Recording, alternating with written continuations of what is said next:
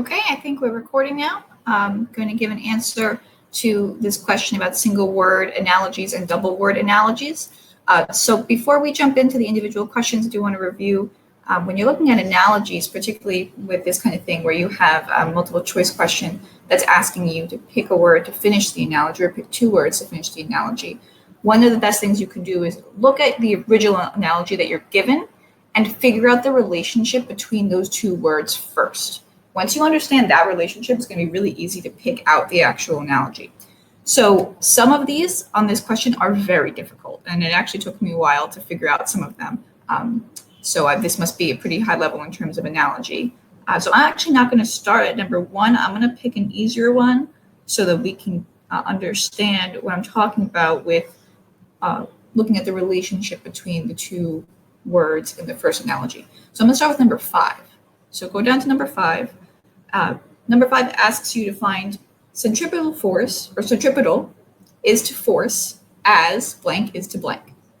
So I just slipped when I said it. Centripetal is a type of force. So if you're looking at centripetal and force, your two words, their relationship to each other is that the first one is a type of the second one. The second one's a bigger group. The first one's part of that group. So the question is, we're going to look at our possibilities and see what fits that pattern and what fits that pattern in the right order. All right. So if you look at number A, energy to heat, that doesn't fit because energy is not a type of heat. Heat is a type of energy, but that's reversed. So that's not good. So the correct answer here is D, which is kinetic to energy. And that's because kinetic energy is a type of energy, just as centripetal force is a type of force. So centripetal and kinetic are both types of the second thing that they're being compared to. So with centripetal, it's force. With kinetic, it's energy. So for you to answer this question, you need to know that centripetal force and kinetic energy are things. And this is what indicates to me this is a pretty high level multiple choice for an analogy. But you see how that works. So let's go up to number 4. So number 4 is really interesting. Platinum is to metal as blank is to blank. So this is another one where the first word is a type of the second word. Platinum is a type of metal, right? So there's a number of answers here that could be very tricky. For example, letter C, phosphorus to non-metal. Okay, that sounds like it might be correct, right? Platinum is a type of metal. Phosphorus is a type of non-metal. So maybe that's correct. It's not. So the correct answer is actually B, wood to hard forest. Now I'm assuming here hard forest means physical forest. So we'll just go with forest. Why is that and why is it not C? Our original example, platinum to metal, is telling us what platinum is. It's giving us platinum is a type of this. C is telling us what phosphorus is not. It's saying phosphorus is not a type of this. That's not the same kind of comparison. They're different. Telling us wood is part of a forest is the same type of comparison that wood is a piece of a forest, and the same way platinum is a piece of metal. Okay? So you have to think about, a lot of times with analogies, there's positive and negative implications with how the analogy works. So keep that in mind. This question gives you a hint because it gives you two answers that actually have this non-answer. A and C both have, A has non-conductor, C has non-metal. They can't both be correct because you only have one answer. So take a look always at all the answers and see if you can find patterns like that to eliminate things. Those are the two easiest ones in this. I'm going to go on to number 3, just keep working up. This is a really interesting one. So develop is to immature as blank is to blank. The correct answer is D. That's what the answer key says. And D is designed to profile. Now this confused me when I first started because I could not figure it out, but I did figure it out. Think about the relationship between develop and immature. When you're talking about something that is developed versus immature, you're talking about one thing that is somewhere on a continuum. It starts immature and at some point it reaches developed. So you're comparing one thing that is, the first word is developed. the second word is immature, okay? But it's on one continuum. So when you look at letter D, design and profile. Profile is a tricky word because we use profile in a lot of different ways now, particularly with social media. But profile, the physical meaning of profile is sideways. So your profile is the side of your face. So what about the side of your face is unique? The side of your face is an incomplete picture of your face, right? It's an immature picture of your face. So the first word, so we have profile and immature are related in that they're talking about something that's incomplete, but that can be completed, right? Because you could turn and your face could be completed, or the thing can mature and become developed.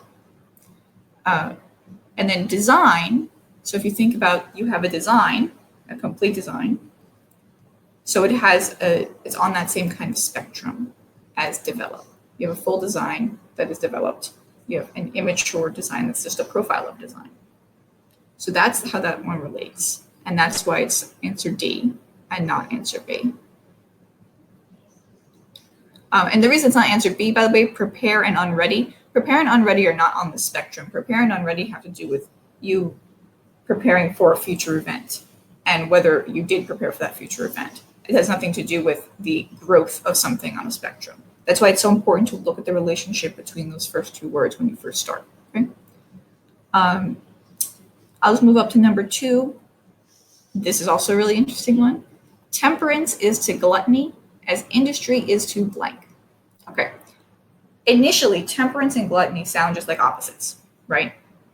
Temperance is control, abstinence, not drinking is generally kind of what it refers to. And gluttony is generally refers to uncontrollable eating, uncontrollable indulgence. So it just sound like opposites. So you kind of look at the list for an opposite to industry, and there really isn't one here. So since there isn't an opposite to industry here, we start thinking about what other kind of relationship does temperance and gluttony have? Well, if we can't come up with one there, think about the relationship between temperance and industry. Those are the two words that this question wants you to analogize. Okay, what's the relationship between temperance and industry? They both have to do with control, right? Temperance is about absence and control. Industry is creating things in a very controlled manner. Think about a factory, the Industrial Revolution. When you're creating something in an industry, it's controlled. So that's the relationship between those two words. So if temperance is control and gluttony is no control or less control, industry is control, which of these words is less control? And the correct answer is D, perseverance. That sounds odd, but the reason that is because industry is a controlled creation, whereas perseverance is working and working and working and working without stopping. That's how the analogy is made. So if you can't come up with a relationship between the first two words that helps you figure out the question, think about the relationship between the word you have, the first word you have, and the first word you had in the second pair, like temperance and industry, and see if you can come up with something that's making them be related, which can then help you find the rest. And the last one is number 1, spark is to blaze as Nick is to blank. The answer is D. I actually agree with the person who asked the question here. I think D or E could be the answer.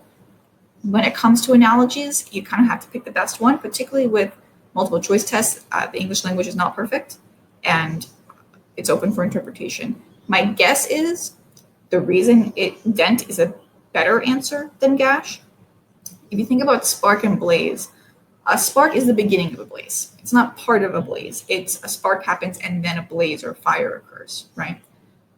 So a nick is more like something you would get while causing a dent. It's like if your cars are crashing into each other or something, at some point there's a nick, but if they keep going, there's a dent. That would be the only way I would think of that. Dent makes more sense than gash, though they are very similar. And I think then it's very astute of whoever asked this question to note that they're very similar. So I hope that helps you with analogies and with these questions specifically. If you have any more questions, I'm sure there's a way to contact me on Wyzant. Thanks for coming and listening to my answer.